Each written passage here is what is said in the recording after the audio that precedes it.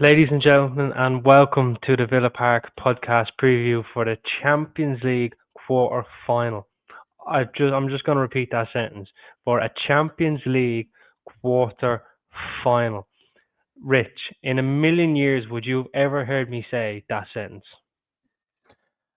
Absolutely not, mate. And I know I said I've been feeling a bit under the weather today. My voice is obviously still not right. But I couldn't miss this preview. I could not miss it for the world to talk about Aston Villa in a Champions League quarter-final with, I'm sure we'll get into it, with a pretty good opportunity to go through as well. So, yeah, man, it's so exciting. A fantastic opportunity to progress into the next round. A fantastic opportunity to showcase our skills across Europe. Absolutely. And just before we do get into the Europe, ladies and gentlemen, we are nearly hitting that 6,000 subscribers mark. We're on the road to 10K. Please hit the subscribe button. Please hit the like button. Comment all along the show whatever your thoughts are, and we will get to them, of course. And if you want to become a member for $1.99, it's basically, well, in Ireland, it's cost for price for 10th of a pint, where in England it's probably about half the price with the cost of living crisis going on at the moment. So please, if you want to become a member, do that. We're hoping, please God, that we can do some member-only prizes soon enough. So we will make it worth your while, and hopefully we will do that for you soon. And then hopefully, you or your dad won't be winning the next one. Well, no, my dad would be barred from doing them competitions because I remember the last time we done them and Sam was giving out like, no, this is definitely Martin doing this. His dad's name's not Martin. He's not believing in this. So I'm just going to go through the comments before we go into everything. I know I'm teasing it, but I'm just going to go through the comments. Sai says, evening all. Patty says, Rich, hope you're feeling better. PSG has me nervous, thinks it's going to be a hard match. Yeah, it is. Evan Jean says, arrogant vibes is all he gets from the PSG fans. Well, let's humble them, eh? You know, and Sai said, yay, I'm the first to like, please follow suit, lads. Of course. And don't forget the ladies now, Sai. You know, we are an equal opportunity podcast now. Let's not forget the ladies that do watch us and support us. Michael says evening. James says evening. And obviously, here he is. My dad says evening. Come on, Martin, we're waiting. Dad, I live in the same house here. If you want to see me, just come downstairs.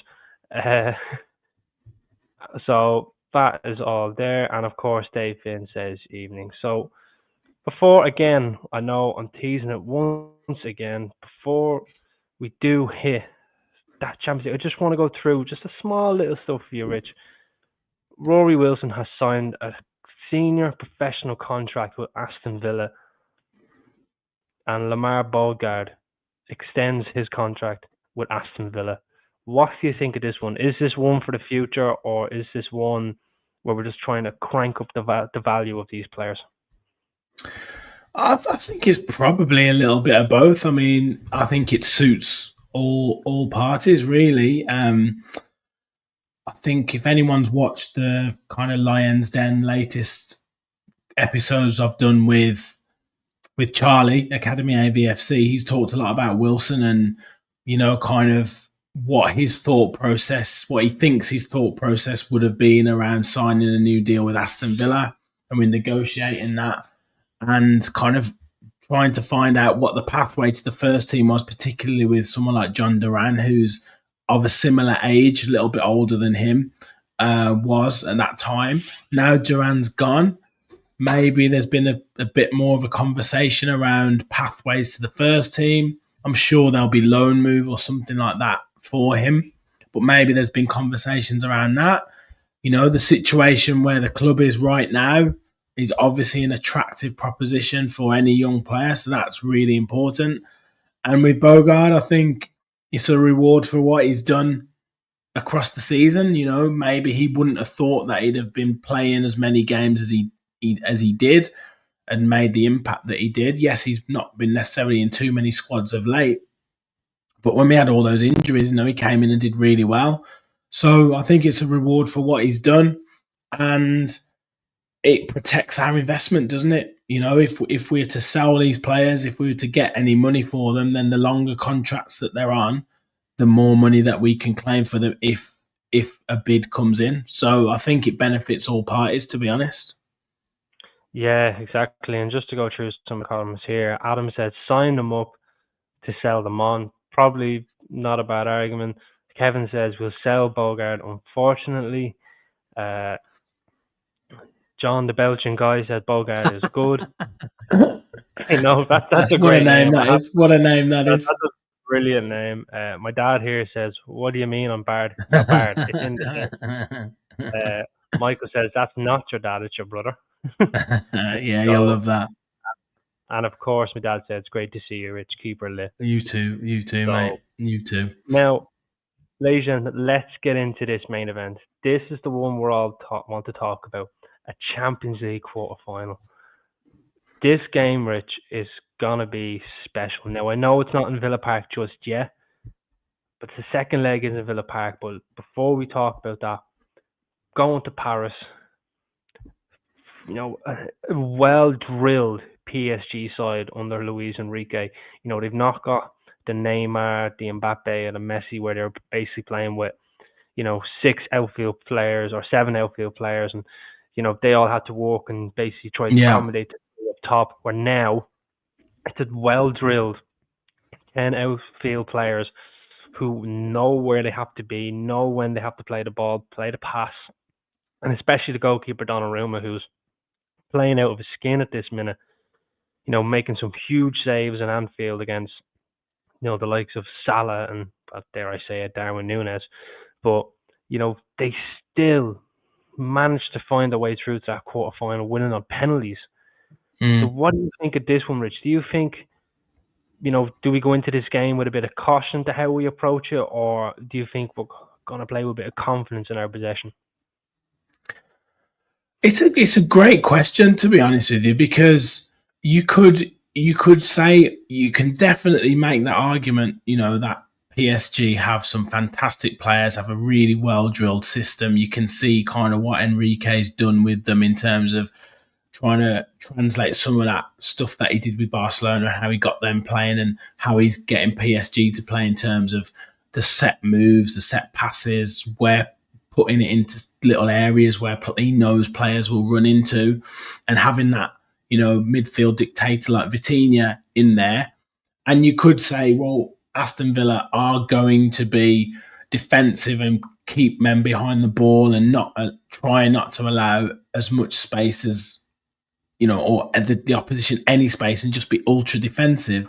However, as you say, like we're in good form. We've got good players. We've probably got players that might catch them a bit more by surprise. And we've probably got a different type of player to what Liverpool had. We know how sort of methodical Liverpool are, and we know how dangerous Mo Salah is, and how dangerous he was at that particular time when they played them. He's maybe dropped off a little bit of late. But we've got players like, it depends who he starts, and then it depends who he brings on. He could start Ramsey and Rodgers, who he knows will get him distance up the pitch, carrying the ball. He could play Rashford, who he knows who can run in behind. He could play Asensio, who he knows can pick a pass and keep the possession. So it's really interesting to think how will we approach it? Will we go in with it with a bit more confidence and try and catch them by surprise? Or will we just go ultra defensive and just try and stay in the game as by hook or by crook to take back to Villa Park?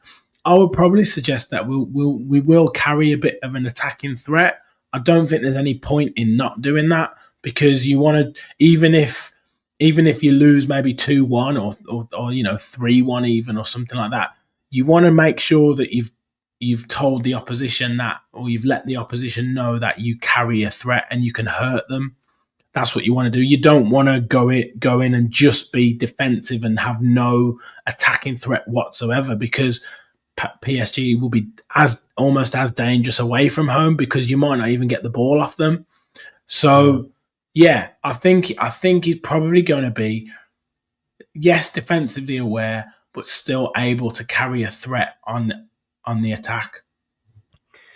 Well, that's a pretty good argument that you do make. But one player in particular who, there was a lot of question asked whether can he play or can he not, and that's Marco Asensio. Yeah, And the yeah, answer is yes, he can play. He is allowed to play. It's not in the UEFA regulations for players to not play against their parent club. They are allowed to play. We've seen it in cases before where Coutinho played against Barcelona on loan at Bayern Munich, and Courtois played on loan at Atletico Madrid from Chelsea. So it has been done before, and there's probably many other cases before as well. But he is allowed to play, and thankfully so, Rich, because he's firing on all cylinders at this minute, really getting himself into nice pockets of spaces on the football pitch, looking to pick out the pass, like you say. And, he very nearly scored against Forest with just a little bit of a touch. And, he's got a really strong mentality as well in the Champions League. He's a 3-4 time winner in the Champions League under Carlo Ancelotti and Zinedine Zidane. So he's got that mentality that we need in this competition, don't you think? 100%, mate. This is why we signed this player. This is why we signed Marcus Rashford as well. But yeah, Asensio, he's got that ability, he's got that experience, he's got that class, and we've already seen it, mate, in Champions League games and in that last round as well. In particular, because it's two legs, we basically won that game. We won that tie in the space of 10 minutes. The 10 minutes towards the end of the first leg against Club Brugge, we won that game. And it could have gone either way at that point. They could have got the second goal, but it was us that took the game from them. And Marco Asensio was a huge part of that. So he is going to be vital for us against PSG. So yes, whether he starts or whether he comes off the bench, I'm sure he will have a say in something to do with the game on Wednesday. And certainly if we're still in the tie, the home leg, because he's got that quality, as you say. He can drift in and out of games. There's times where he doesn't really touch the ball very often, but then he pops up on the edge of the box and he curls it in the top corner or bottom corner, or we get a penalty and he slots it away. So yeah, 100%. He's massive for us, and he's kind of signed and he's built for these moments. Yeah, and just to go through some of the comments for you, Peter Collins says that we need to play our game. They're thinking they've been beaten the best in the Premier League have to offer. We'll show them otherwise. And he also says, watch Luke Robinson's opposition preview this morning. PSG was rather dismissive of us, dare I say, flat out arrogant, and that we're smacking these clowns. Fair play to Peter. I love it, Peter. To see it. I love it. Sai says, I hope Martinez focuses on the pitch and doesn't get involved in the BS. We know the history there between Martinez and the French people. I've seen it in Lille. Yes. And I even asked the French people who were sitting next to me, goes, well, why are you all doing them? And they just said World Cup. I was like, right, fair enough. I'll give you that. So Christos from Greece, who always comments in, says, you never know how a game will go. What I want to see from the players is passion, urgency, physicality, and competitiveness. We've been a little nonchalant in away games. Leave it all on the pitch. Absolutely agree with you. Yeah, So agreed. I said defensively, PSG can be got at, and Donnarumma isn't as good as people think. Has errors and is awful with his feet. So that suggests to me, low and hard is probably the way forward to beating him. Yeah. And yeah. finally, Patty says Asensio thinks 2 touches ahead. Love that about him. Yeah, so 100%. Just to kind of stay on that comment from side about going at the PSG defence, Marquinhos is suspended for this one. Now, he's the leader in centre-half, and I've always kind of said it where I've watched PSG a few times since the Champions League against Liverpool. When they're missing 1 or 2 players, they're actually relatively weak, Rich, because they kind of rely on the core 11 that they've got. So when they're missing one or two, they're now dare I say it's in the French league, but they still the rhythm looks off. That they're missing that link of how they play and how they want to play against the opposition and how they want to break down teams and really try to stretch them out. Don't tend to do that a lot when they're missing one or two players that they look for. So maybe they're not as depth and quality as people would think. Do they rely heavily on the 11 that always plays? So that could be something that could play in our favour. 100. I definitely agree with you. I mean, I can't say I've watched too much of them. I do know that they didn't have the greatest of starts in the Champions League phase at all. That's why they ended up having to come through the playoffs. So there are obviously times where they're not as good as they have been. They've probably gone into some form of late, and obviously they've been brilliant in certain games as the tournament's gone on. But they can certainly be got at, and losing a player like their leader, Marquinhos, who is a great defender, is going to be a huge loss for any team. And like you said about, maybe relying on a set core group of players, that's important because obviously they know how each other play. That with Enrique's style, when they're playing passes, they're almost playing passes with the expectation that a player is going to move into that space. So if someone doesn't quite know what that is and how that works or what passes to make, it might be that we can set traps. It might be that we can, put pressure on their defense, or put pressure on their goalkeeper because he might not be quite sure about where to pass it out. So all these things are vitally important. But the thing is not to overcommit and not to do it every time, because if we can get a goal, that's massive, absolutely massive. If we can come away with, a 1-1 or a 2-1 defeat even, or something like that, and just something to take back to Villa Park to cling on to, then that's massive. And all it takes is one moment. That's all it takes in these games. Yeah, and just to stay on your topic there of bringing the tie back to Villa Park, we all know about the atmosphere. I mean, in the Champions League nights, and the way the fans just lift Aston Villa up, the way we've played at home, we've beaten the likes of Bayern Munich, we've beaten Celtic at home, we've beaten we technically beat Juventus. We technically beat Juventus, mate. But could have beaten Juventus if it wasn't for a decision from a referee. Yeah, exactly. Teams that we've beaten, Rich, at home. And now, dare I say, I know people will probably harp on Celtic and Club Brugge, but for me, Celtic are the biggest club in Scotland. There's just no two ways about it. And Club Brugge is one of the biggest clubs in Belgium. But they all have relatively big Champions League experiences, which is something we've lacked in recent years. So for us to go and beat these teams is a huge testament to how we've approached the Champions League this year in Villa Park. Absolutely. So I don't think PSG are going to have an easy game as a lot of fans think they're going to have. No, like we're saying, mate, if we can stay in the game and be disciplined and be organised and carry a threat, let's make no mistake about it, it's going to be an extremely difficult game, okay? But as you said there, coming back to Villa Park is the way you want to have it. You want to have it where, Liverpool messed up, really. They probably should have won, right? They probably should have won, but they messed up, and we've now got the opportunity to kind of put it right in terms of the English clubs. But if we know how special that atmosphere has been at Villa Park. We've seen it all season in the Champions League, and the fans have really took to it. And it's been every single game has been special, whether it's Bayern Munich, Bologna, Juventus, Celtic was huge, and there was pressure on that game. And Club Brugge was massive as well. So they will be in for a shock. I guarantee you. I just hope that we are in the tie. That's all I hope for. And we can go and really show what we can do. That's my hope, and I think Adam's he's just put a comment there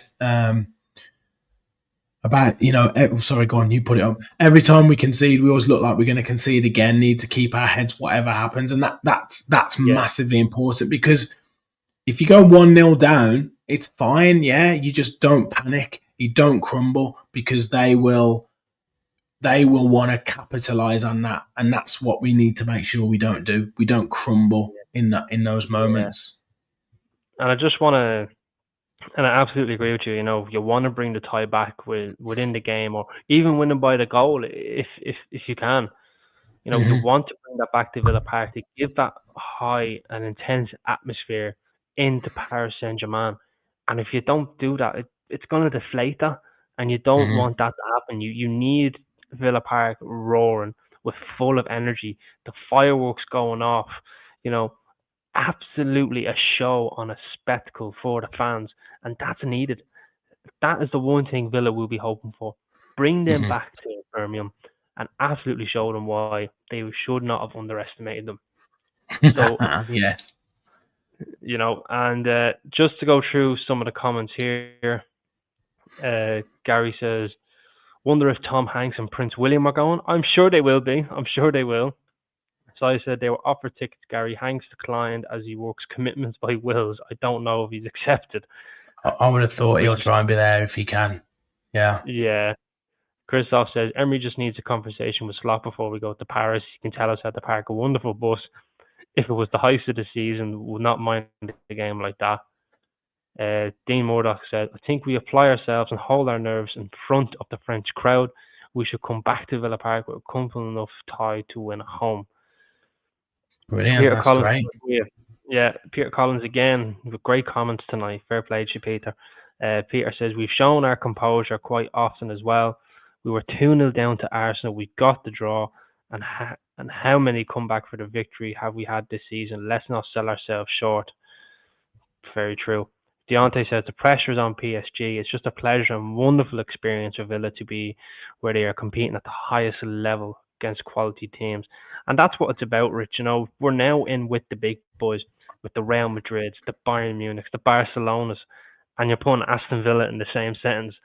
In my lifetime, I never thought I'd get to say that. Like, I remember a few years ago in the podcast where when Emi Martinez signed the new deal and the 5-year deal, I said he's hoping to get, into the Champions League, fight for Premier Leagues.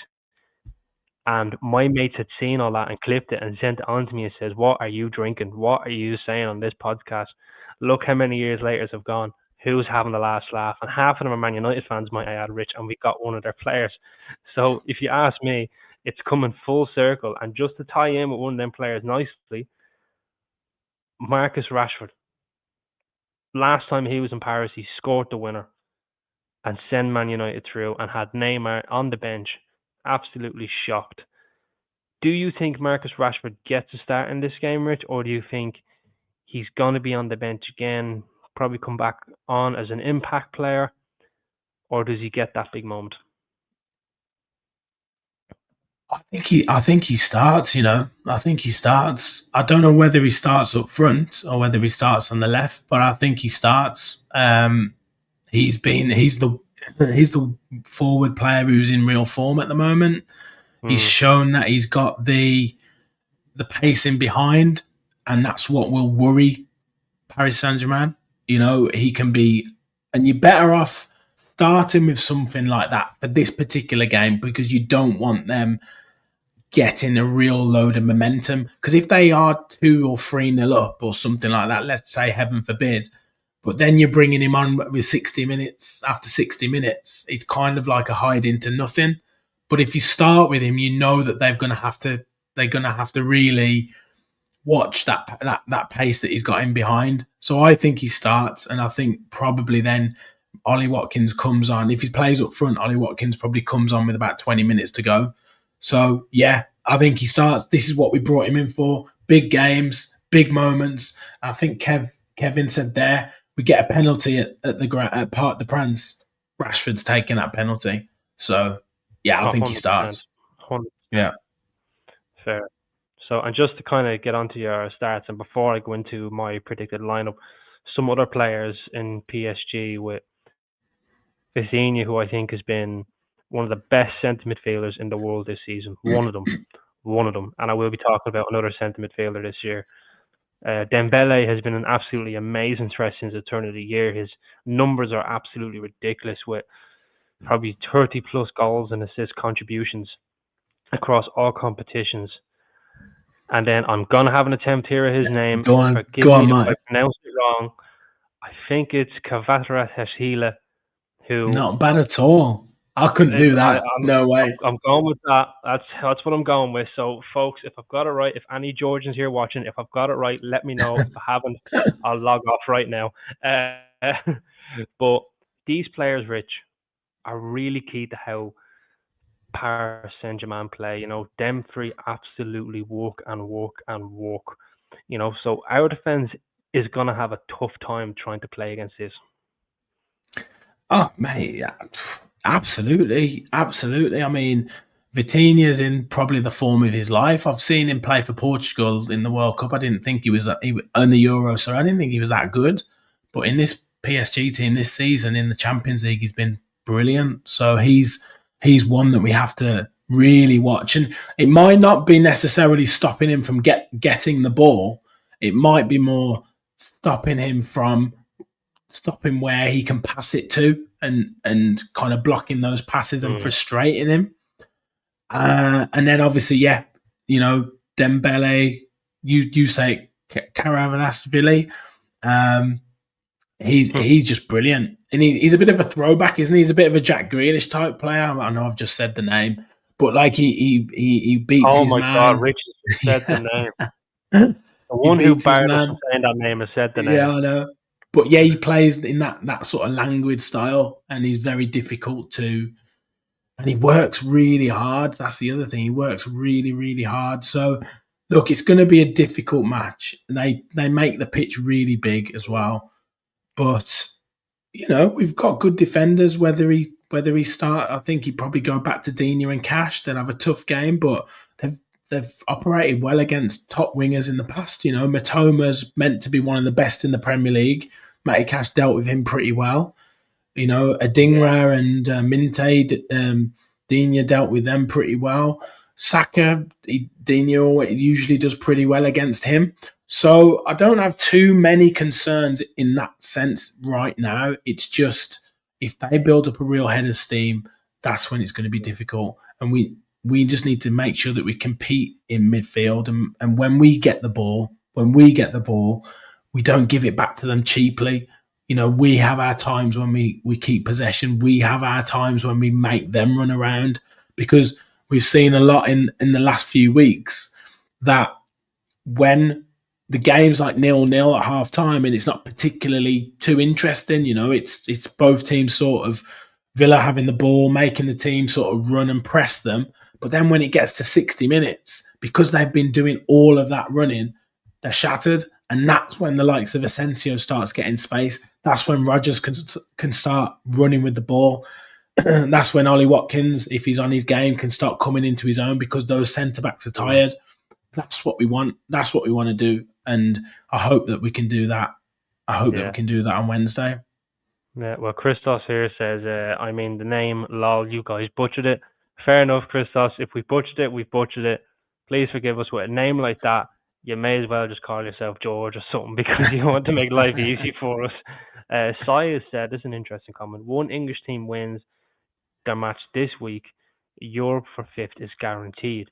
Now, I'm not too sure whether that's maybe the whole tie or whether it's either across all the competitions where one team just has to win a game for fifth to be confirmed. If that's the case, then fifth is on. But I'm going to go into my predictive lineup here, Rich, and this is it here. Now, I know I've had some absolute stinkers in the last few weeks due to the fact of a lot of rotation. I was trying to think smart, but this one I really think I might have it.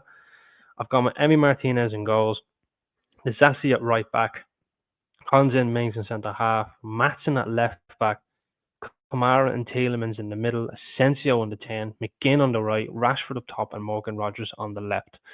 Now, reason I've gone for that is I want to protect that right side of ours as much as possible from, I'm not going to even say his long name anymore because I've butchered the name, but I want to protect that from him a lot. And Matson can match Dembele for pace. And that midfield, for me, Tielemans and Kamara can really hold it together. And McGinn and Disasi, with the strength and cover that they've got, I think our attack is predominantly going to come from the left-hand side. So what do you think of that lineup, Rich? Just pull it up again, please, mate, just so I can No see it problem. again. Yeah. See, I mean, I don't blame you in any way, shape, or form for your kind of incorrect predictions, because this season, particularly at this time in this season, it's very difficult right now. But think I think he plays Cash at right back, Konsa, Pau Torres, and Dina. I think Luca Dean comes back in. I think that makes a massive statement that he didn't start on the weekend. So I think it's Dina, Pau Torres, Konsa, and Cash. Hmm. I think your midfield, obviously Boubacar and Tielemans. I think he probably goes McGinn in that central area, just because I don't think we'll be attacking too much in terms of that midfield. Rodgers definitely, yeah. I think Rashford starts, and then it will be a toss up out of Marlon or Marlon's not in the Mar- squad.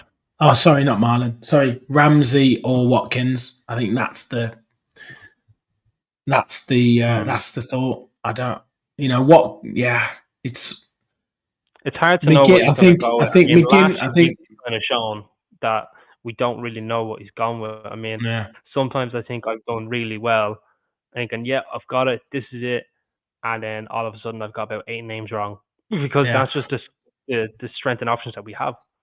yeah. Just put it back up one more time. Just put it back up one more time. So yeah, so I think Dina, Pau Torres, Konsa, Cash, Kamara, Tielemans, McGinn, Rodgers. I think will have to operate off the right, but tucked in, and I think Ramsey will play tucked in off the left, and Rashford will play up top. That's what I think it'll be. I think he'll try and pack the midfield a little bit more. That's what I think he'll do. Not bad. And then he's got Asensio on the bench, Anana on the bench, Watkins on the bench. So he's got some real strong options off the bench. Yeah. Sai here said I think he prefer Cash at right back. Gary here says he would not want Matson to start. He also said that Digne played for PSG, so he will want to play. And then I started some other predictions where Dean Murdoch says that he'd go with Martinez, Matson, Mings, Konza, Cash, Kamara, Tielemans, Rashford, Rodgers, McGinn, and Asensio. That would be his team. And Michael here says Martinez, Digne, Pau, Konza, Cash, Kamara, Tielemans, Rashford, Rodgers, McGinn, and Watkins.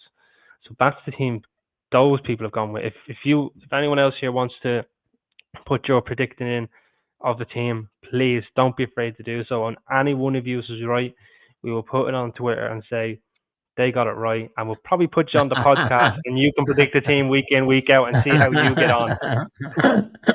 So that's all there. And now one player I want to talk about for this game, Rich,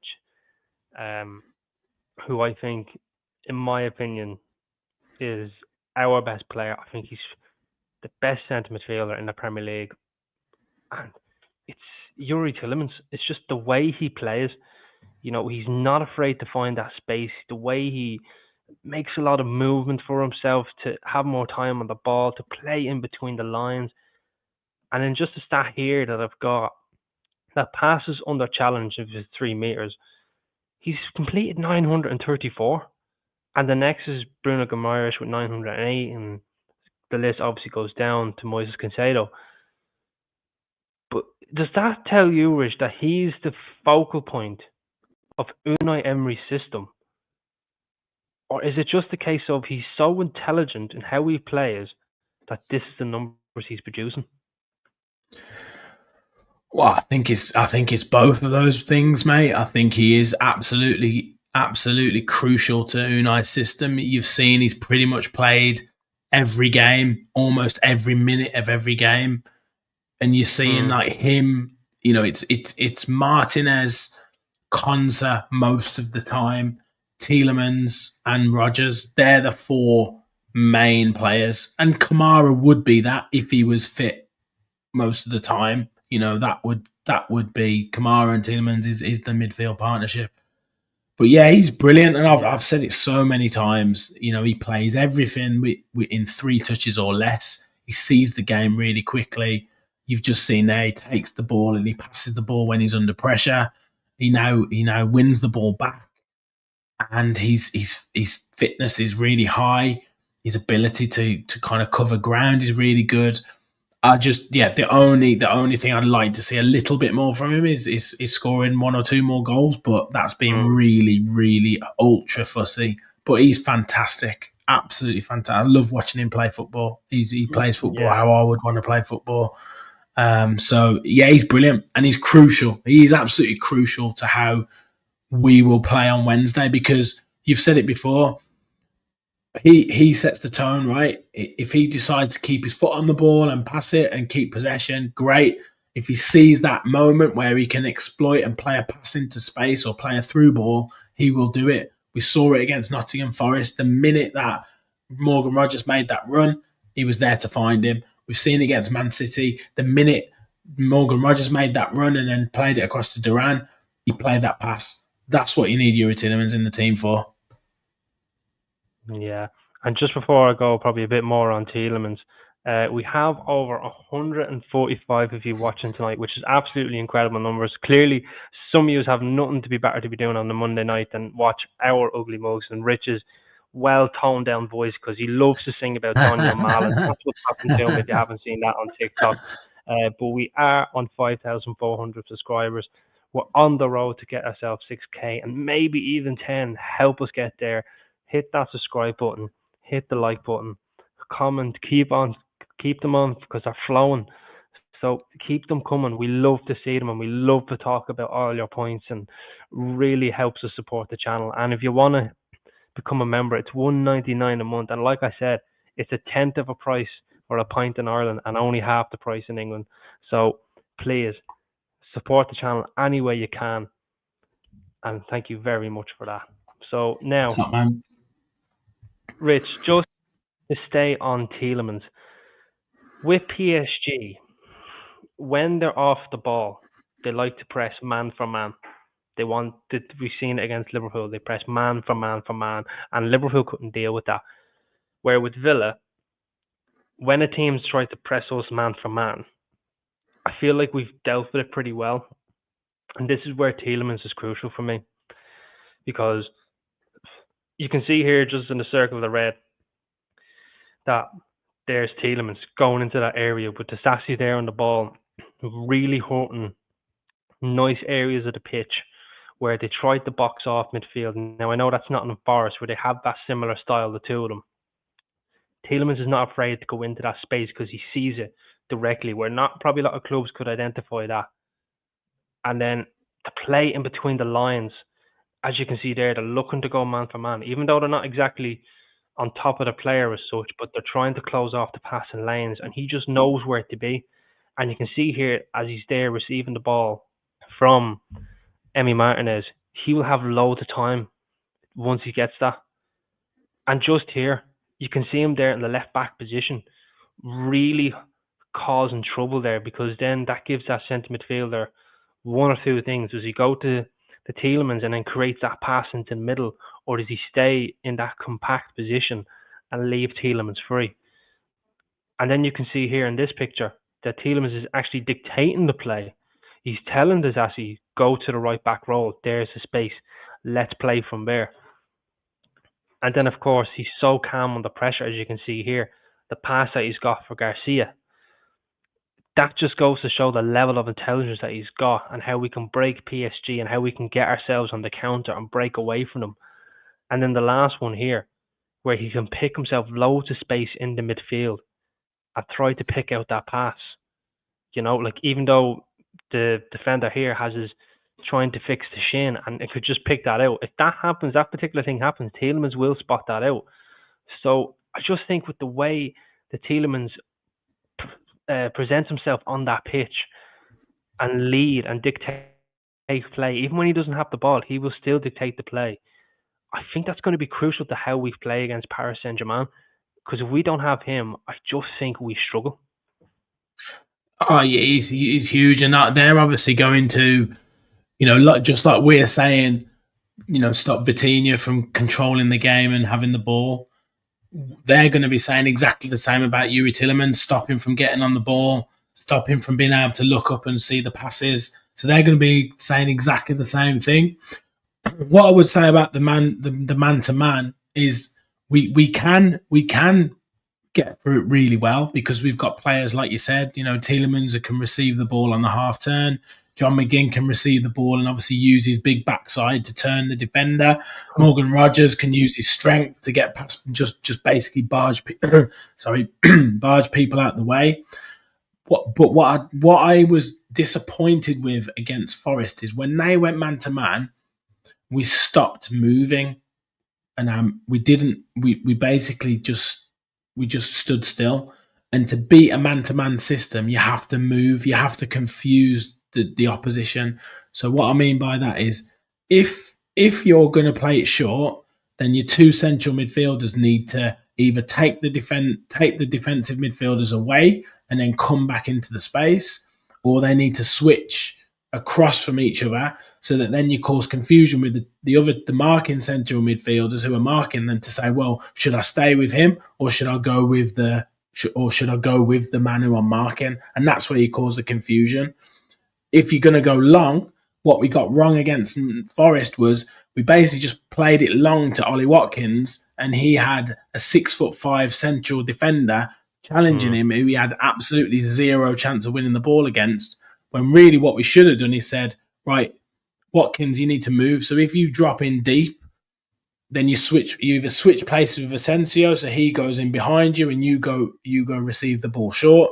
Or if you go deep, then Rogers and Marlon come in, run on a diagonal run behind you, and then we can go long behind. That's how you beat a man-to-man system. You have to have movement. So if we operate how we did for that first sort of 15, 20 minutes against Forest when they smashed us man-to-man, I'll be worried about that. But if we can receive the ball under pressure, like you said that Youri Tielemans can do, and we have movement as a team, then we can really cause them problems.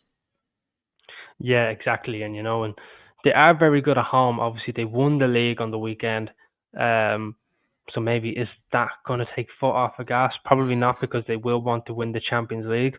Yeah. But just one thing I want to touch on is now Luis Enrique. An unbelievable manager. He's won the Champions League before with Barcelona. He said that he's not taking this game lightly.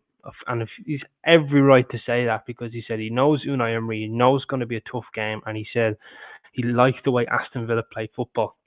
This is not an easy game for PSG. What's your take on that? Well, he's showing us the required respect, and if some of their supporters, by all accounts, aren't necessarily showing Aston Villa that respect.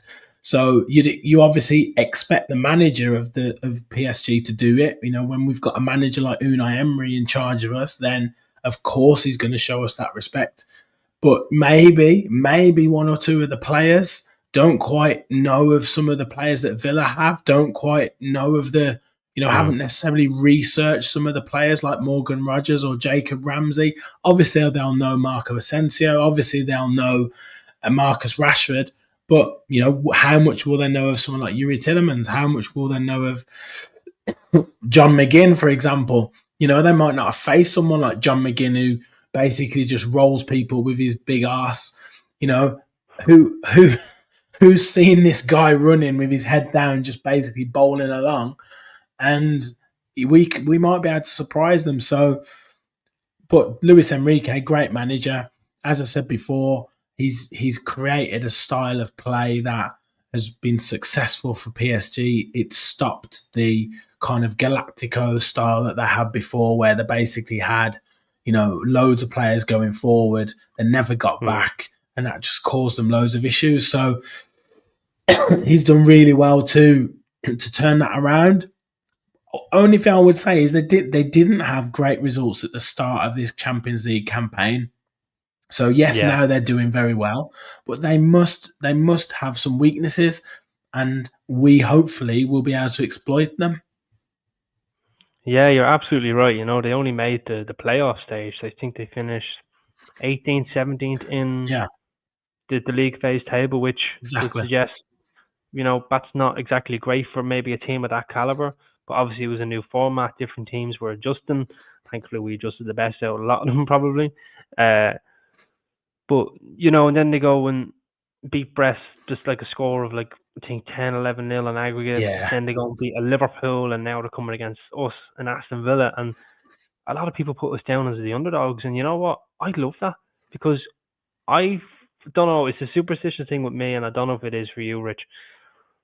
But when I think Aston Villa are expected to win, I get nervous because then it's like if we don't win, then we're annoyed by it. Where if we're the underdogs, we're excited by it. We can't wait for the match. We want to see what we can produce. How can we beat this team now that we're the underdogs? Let's go for it. Under the radar stuff. That's what we as Villa fans love. We love being under the radar. We don't like, the being the favourite, going to win every single game. We love being under the radar, Rich. 100%. And I know Adam said there that they only lost one more game than us in the group phase. That's fair enough, right? But I think with all due respect, the expectations of both clubs and what they would have produced in the start of the Champions League group phase, I don't think people would have expected PSG to lose 3 at home in the Champions League, like Gary said. So yeah, I definitely take your point, but we were the club that were probably thinking if we get in the playoff phase after maybe losing 3 or 4 games in this Champions League group phase, we'd be like, yeah, do you know what, fine. But the fact that we came top 8 and they didn't, lends itself to the fact that they can be beaten and they can be beatable. And yeah, we've kind of operated sort of under the radar this whole competition. And that's fine, right? You totally expect it. Lots of teams didn't really know what to expect from Aston Villa. We didn't really know what to expect as supporters about what this competition was going to be. So we've been happy to be under the radar. Now we're in the top 8 by rights in this competition, and let's make sure that we give a good account of ourselves in this round. And as I said before, if we can stay in the tie at this away leg, we've got every chance of taking them back to Villa Park and completing the job. It's not done. Club Brugge, like I said, was won on a 10-minute spell in the first leg where they could have easily beaten us in that game. They could have easily. We were sitting there going, do you know what? I'll take a draw right now. If you offer me 1-1, I'll take it right now. But then an own goal, a penalty, and you're 3-1 up, and then you're in control of the game. So that's what we want to be in, with an opportunity where a couple of big moments will decide the game, and that's what we want.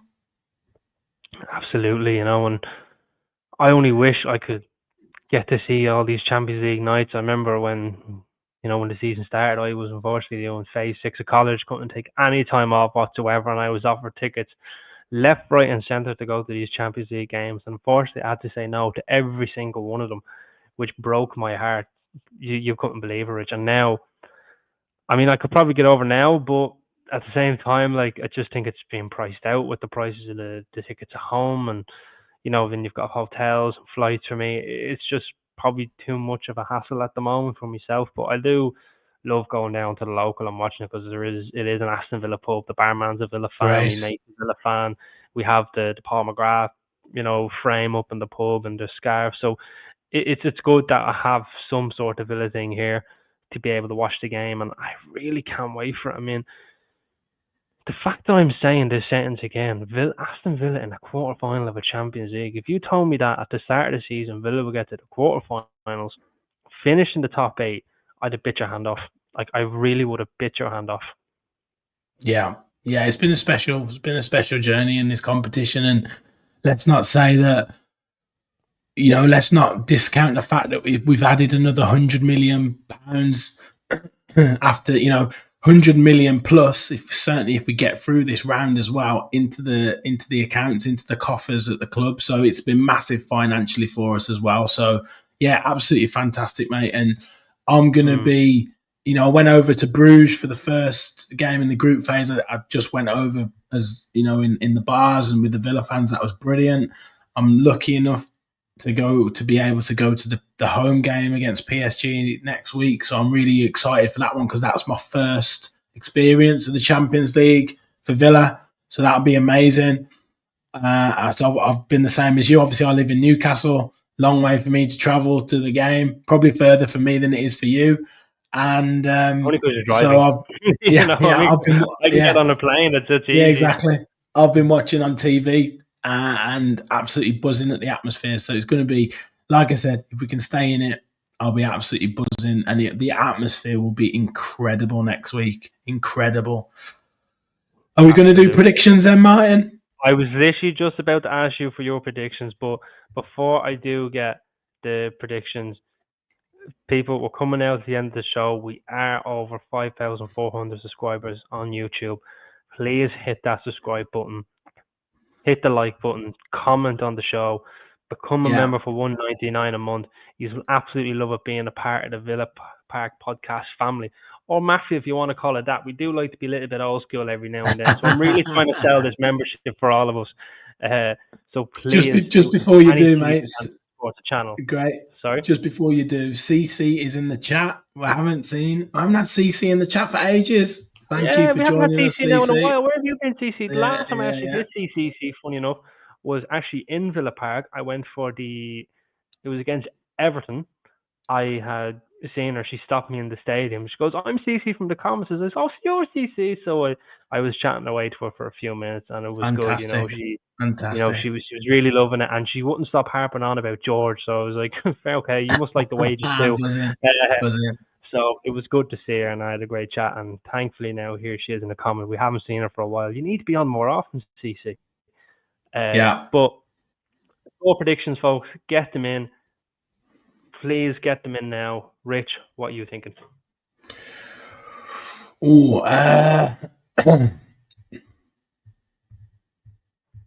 This is a tough one. Heart or head? Heart or head?